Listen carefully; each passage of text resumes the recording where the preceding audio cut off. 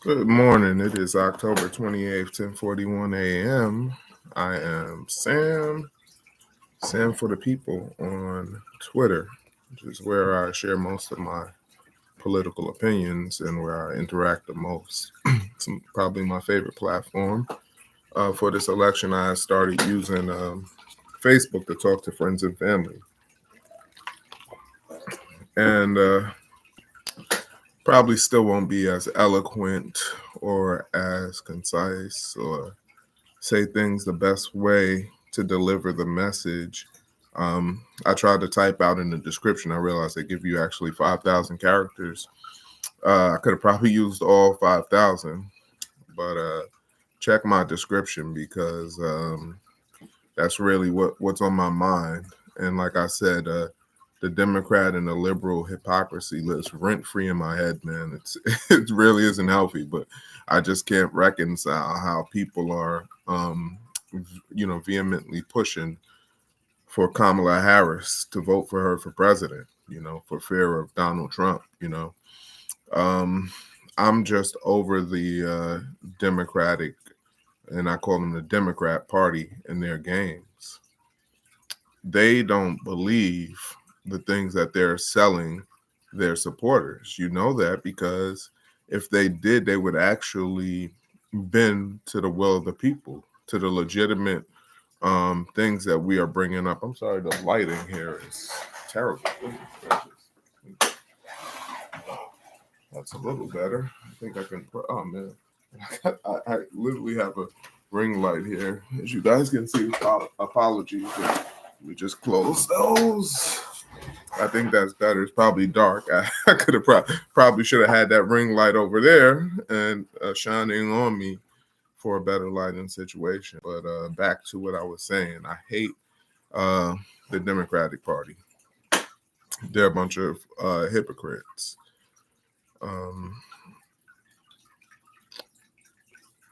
from the very beginning of this campaign season, they were selling us on the idea that we need to put Joe and Kamala back in the White House for fear of what Trump would do in the second term. That he was a threat to our democracy. This didn't sit well with me even before October 7th of 2023. When Hamas broke out of their prison, out of their open air internment camp, and tried to take hostages, killed some Israeli citizens, and then Israel's heinous response to that subsequent to October 7th, 2023. It did not sit well. This idea of a threat to our democracy didn't sit well with me before the Biden-Harris administration started funding and providing political cover for a genocide. Even back then, it didn't sit well with me because I've always asked the question when people talk about threats to our democracy, I would say, first of all, what democracy? We have that Princeton study that was done over 10 years ago that show that what the electorate want and what actually gets enacted into law by our legislators is like we have like no actual ability to influence them. They do not legislate on what the will of the people is. If 100% or excuse me, not the 90% of us, if we want something to happen, but we're not that 10% that has all the money and that funds the majority of their campaigns, they're likely not going to do the things that we want. So we didn't have a real democracy to begin with. Our democracy has been co-opted by the moneyed interest, right? The money that they allowed into politics. The fact that you have all of these PACs, these lobbying groups, you have lobbyists. The fact that that's a thing is it just lets you know that our government has legalized corruption. And so I always in my mind was just like, man, they keep on talking about threats to democracy, and I never took that seriously because I was always saying, what democracy are you talking about? We don't live in a real democracy as it is. Okay, then after October 7th, once they allowed the Israeli government, the IDF, to just start, savagely killing Palestinians in Gaza, and they provided cover for atrocity after atrocity. And as you see the daily live stream genocide, it just became like, genocide is a red line. Like, guys, this is not hard. Like, you punish whoever is in power who allowed something like this to occur, regardless of whoever is the opposing force, regardless of what they say. You have to just punish the people who did what they did. You cannot allow an administration to do a genocide and not hold them accountable. If you allow them to do that to somebody, you'll allow them to do anything to anyone. I've brought it up, and I don't know why I got to write this down. I'm frustrated at myself for not having the person who gave this quote and to have the quote exactly as it is. But it's a quote that says, like, I didn't speak up for this one group because I was not of that group. Then they came after another group. I didn't speak up for them. And then they came after others. I'm looking down right now because I actually do have it saved somewhere in my photos, and I'm hoping I can quickly get to it. But it just brings home the point that this is about more than, like, just our own particular interests. If you don't stand up for what's right, just because you're not affected by it, when you have to have solidarity in order to get things done that are right, that are righteous, that will help the overwhelming majority of people. If you turn a blind eye to unrighteous things that our government does just based on the fact that, oh well, that's somebody else's issue, that means that when the things that you care about, you will not have. People will also show no solidarity when it's your turn, and you need people to support you. Why would they support you when will they be there, right? Will they be there? Maybe you allow them to get wiped out because you're not of that group. Here it is right here. And the quote is from Martin Niemöller. Should have probably learned how to pronounce his name. They came first for the communists, and I did not speak up because I wasn't a communist. Then they came for the Jews, and I didn't speak up because I wasn't a Jew. Then they came for the trade unionists, and I didn't speak up because I wasn't a trade unionist. Then they came for the Catholics, and I didn't speak up because I was a Protestant. Then they came for me, and by that time, no one was left to speak up. So that's a quote that teaches you that you should have solidarity for what is right. Solidarity for people who have been ruined and their cause is just. Speak up for those individuals. So the Democrat and the liberal hypocrisy continues to live rent-free in my head.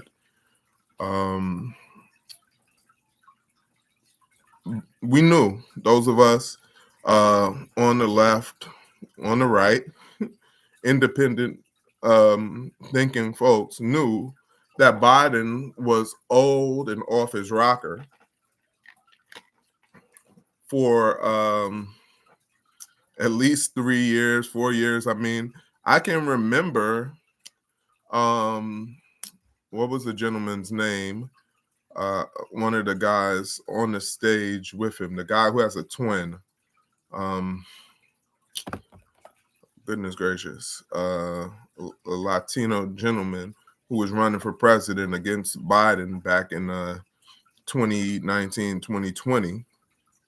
Why can't I think of his name? I'm sure you all, whoever see this, will know the name right away.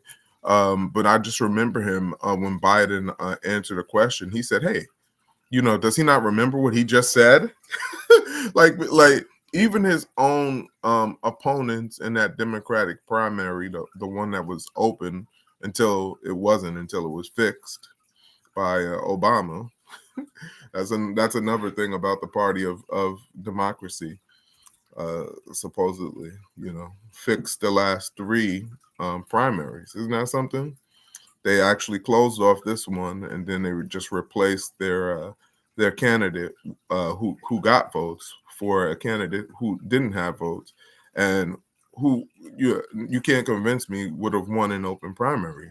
We see how she's running right now. She's a terrible candidate. She's probably the worst person I've ever seen make it this far in an election, and the only reason she was elevated there is just because I truly believe that the party leaders see her as a perfect puppet, someone who just wants the power and actually doesn't really stand for much. They just want the position, and they'll let the people behind the scenes run their administration as long as they get to be the front person, get to get their names in the history books. Any of us who you've had a job, you see this. People are willing to they want to take a big job, but if y'all do all the work, they're more than happy to just have their name in that big job, in that big role, get the accolades, right? But that doesn't mean they're actually doing the work. And so that's Kamala Harris. Could not have won an open primary. And that's Democrats giving you your candidate when they decide to do a coup on the on the person who actually did win the candidacy. The fact that he was old, and it's not old as in his age, but old as in he's just not cognitively there, right? We can see him every time he's leaving a stage after he speaks from a teleprompter, including reading the prompts, the things that are not supposed to be read, but that he's just supposed to know to do. when he gets off the stage and he doesn't know which way to go, we've seen how feeble-minded he is, and yet Democrats and their talking heads like Joe Scarborough of MSNBC were lying to us for the greater part of 4 years, telling us about how he was sharpened in attack, running circles around his staffers, when we could see with our own eyes that this guy was clearly not all there. And this was not some things that he struggled with his whole life. No, this is old age. This is dementia. I've had several of my grandparents, go through these things, and you can see when somebody has lost it, right? My grandmother used to be one who was sharp in an attack. Anybody that would tell you about her would say, like, man, your grandmother is just super sharp, right? And then COVID hit, lockdowns hit. She was no longer able to actually have people over her house in large quantities, which is something that she always had. There was always people at her house. She always had a lively house, able to see faces, talk to people. And once we emerged from lockdown, she was a different person, and everybody would acknowledge that, right? And you can see that. And so that's what was happening with Joe Biden. And they spent all this time trying to tell us, like, it was almost one of these things where a bunch of us felt like we were the kid in the Emperor's new wardrobe or whatever it is, where we're saying this emperor has no clothes, right? And all these people are saying, "Oh man, what lovely clothes you have, Emperor!" Oh man, and we're like, "This dude he's lost it. What is going on?" And so these contradictions live in my head rent free. Literally, like a week, maybe more after Biden was removed, all of a sudden we care about how old the candidates are and whether or not they're cognitively all there, right? Kamala's been running around saying that that Trump has cognitive decline, and even that, it's just hard for me to accept that it's galling, to tell you the truth, because when I listen to her talk, when I listen to her mostly friendly interviews, when she's had like one adversarial interview, the one with Brett Baer, and actually she actually acquitted herself well in that one, as opposed to so many others. In fact, I would say that her mistake was probably not doing more of those, because the fact that that Brett Baer wanted to try to nail her down on answer and make her answer questions, uh, he took up half the time that she would have had to talk, essentially debating with her in a hot debate, right? And so she was her sharpest in that instance. But when you actually just give her the space to talk, to tell you what her policies are, what she's thinking, to justify where she is at this present moment, to justify why why she ran one way in 2019, 2020, and is a completely different candidate today, she just gives you those word salad, nonsensical replies. This has let us know, like, man, if anybody is cognitively not there, if they don't understand their own, message that they're the pitch that they're trying to make, it's her. So the idea that she would try to sell us on the idea that Trump is cognitively not there is just insulting. And I'm not a Trump supporter. I've never voted for Trump. In 2016, I voted for Joe Stein. That I thought you couldn't get worse than Joe Stein and than Hillary and Trump as far as candidates. And then, boy, was I wrong, right? They gave us Biden and Trump, and now they give us Harris and Trump. They've just gotten progressively worse. Trump has stayed the same, and he's terrible. But he's just ho hum terrible. He's not. Another thing, they try to make it like Donald Trump is like the worst Republican president ever, and it's just like, how is Donald Trump worse than George Bush or Ronald Reagan or the other George Bush? Donald Trump is the only one of them that didn't get us into a war, that wasn't constantly trying to fight with the other superpowers of the world. I mean, but I take that back, because obviously he was, kind of always rhetorically wanting to pick fights with China. But he tried to befriend Un in North Korea and Putin in Russia. And I'm supposed to believe that's a bad thing. And I've never been sold on why that is, on why we, the American people, should see Russia, China, North Korea, and Iran as our enemies. They're not my enemies. What have they done to me? I'm reminded of what Ali said when they wanted to draft him and send him to Vietnam. He said, there's no Viet Cong who has ever called me a nigger. I feel the same way. When these elected officials in the country try to tell me that these people are my enemies, it's like, no, the elected officials in my own country, right? The call is coming from inside the house. Those are my enemies. The people who deny myself and my family members, living wages, Medicare for all, the things that would make our society better. When they constantly do whatever their lobbyists tell them to do, and not what's good for the people. These are our enemies, not somebody in a foreign country trying to do what they think is best for their people. How what are they doing to us? Can you answer that? Like, layperson, anybody who hears this, we've been told our whole lives about the dangers of China and Russia. What particularly? What have you been able to make sense of that tells you that these are our enemies?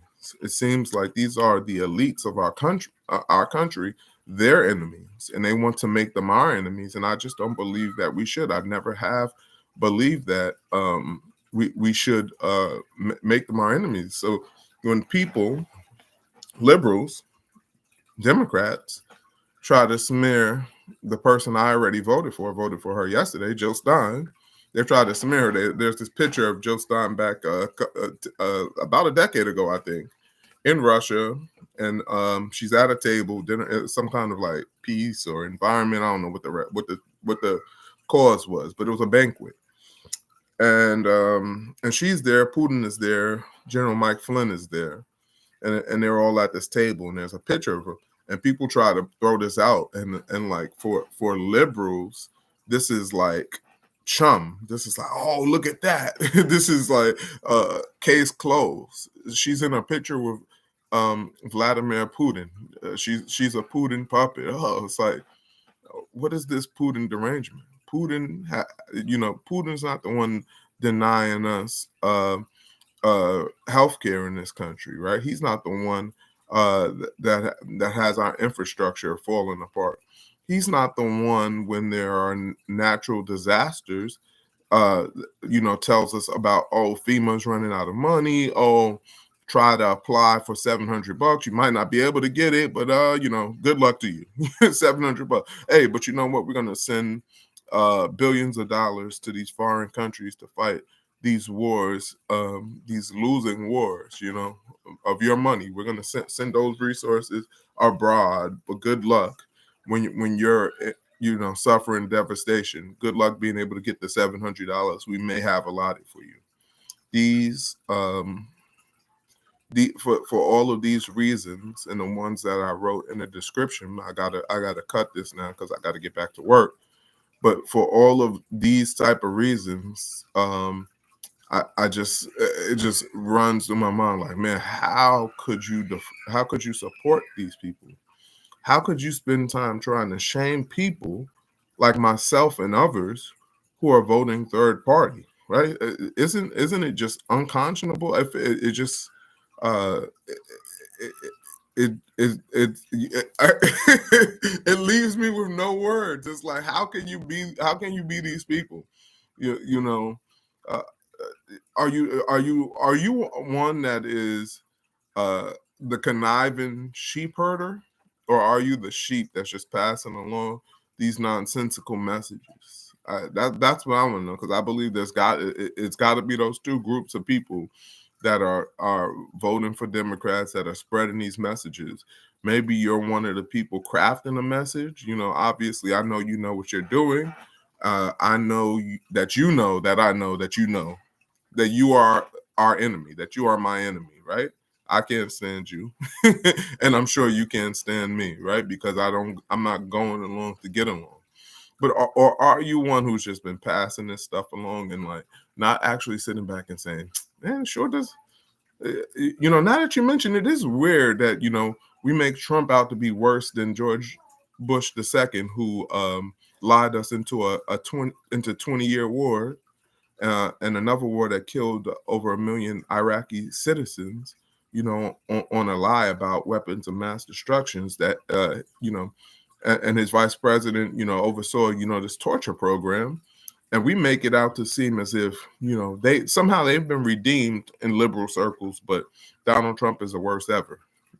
It's like worse than Ronald Reagan, right? The guy who like took a hatchet to unions.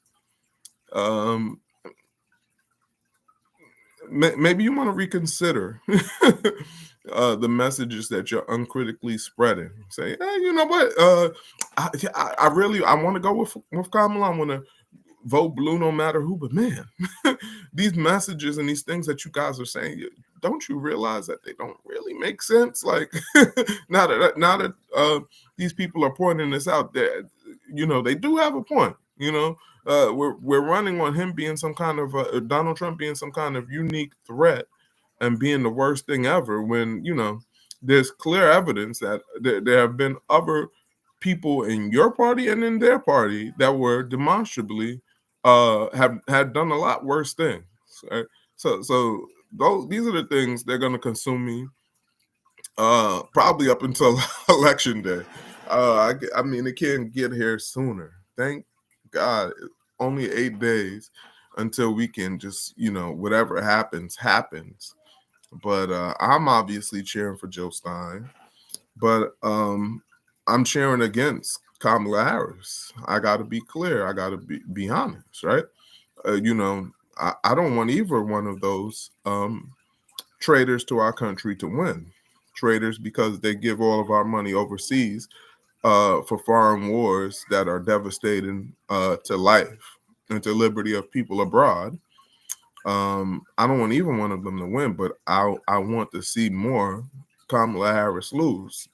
And I'm going to be depressed regardless of who the winner is, but I'll be more depressed if Kamala Harris and the Democrats come out on top, just because they run such a ridiculous campaign, such a ridiculous candidate, and just so terrible all around. But I'll be depressed also with that other guy, just because he's just shown himself to be a ridiculous clown in many an instance. And I heard him on Joe Rogan, and he kind of gives excuses that kind of some stuff plausible for why he had all these neocons in his in his cabinet the first time, right? But it's still, at the end of the day, you did put them there, right? And for that, I just don't trust his judgment. But again, it's like, to me, you just punish the one side of the ruling party. I don't really believe that there are two parties. I believe that it's a uniparty, right, with two different sides playing two different roles to keep the people divided. But I believe you punish the one side that was in power when something as heinous as what's happened in Gaza, genocide, happens on their watch, right? And then you fight that other side when they get in with whatever they got going on, whatever their agenda is, that is against the people, is against the planet, against people, etc. Right? You fight them, you protest them, you push back, you let your voice be heard, right? Kim Iverson is a very popular podcaster, and she tweeted this out. I posted this on my Facebook at one point. She said, she would ask herself how people back during the Holocaust, how they allowed that to happen, right? But she says, we've witnessed for the last year live stream genocide, and she was wondering how neutral observers could have allowed the Holocaust to happen. And now she says she no longer wonders that. And I feel the same way. It's like, all of you who claim to be liberal are willing to overlook the heinous deeds that the Biden-Harris administration allowed to occur on their watch just because you fear Donald Trump, right? And your media doesn't even cover the most heinous of the atrocities. So it's been disappointing, but it's again, like I said, just on repeat. Just, man, how can you guys believe this whole pile of junk? But those are my thoughts. For those of you who listen, I appreciate you. If what I've said was valid, like the stream. If you got pushback, drop it in the comments and let's talk. Speak to you soon.